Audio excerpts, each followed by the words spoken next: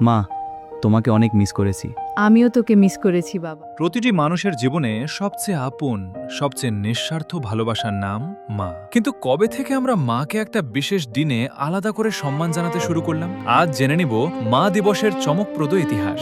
এই দিবসের পেছনে রয়েছে এক মেয়ের অসাধারণ ভালোবাসা। তার নাম আন্না জার্ভিস। আন্নার মা অ্যান রিভিস জার্ভিস ছিলেন একজন সাহসী সমাজকর্মী। আমেরিকার গৃহযুদ্ধের সময় তিনি মায়েদের নিয়ে গ্রুপ তৈরি করে শান্তি ও স্বাস্থ্যসেবার কাজ করতেন। 1905 সালে যখন আন্নার মা মারা গেলেন, তখন আন্না একটা প্রতিজ্ঞা করলেন। তিনি পৃথিবীর সব মায়েদের সম্মানে একটি বিশেষ দিন চালু করবেন।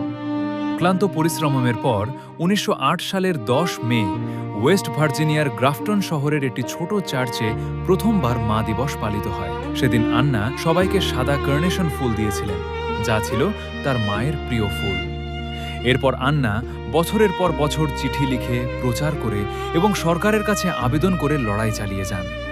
অবশেষে 1914 সালে আমেরিকার প্রেসিডেন্ট উড্রো উইলসন মা দিবসকে জাতীয় ছুটির দিন ঘোষণা করেন, আর দিনটি নির্ধারিত হয় মে মাসের দ্বিতীয় রবিবার। আজ এই দিনটি শুধু আমেরিকায় নয়, পুরো বিশ্বে পালিত হয়।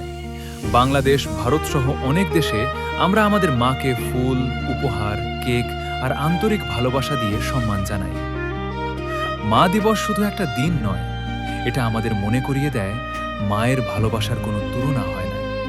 তাই আজই মাকে একটু সময় দিন, জড়িয়ে ধরুন, চোখে চোখ রেখে বলুন, মা, তোমাকে অনেক অনেক ভালোবাসি। মা দিবসের শুভেচ্ছা সব মায়েদের এবং সবাইকে। ধন্যবাদ।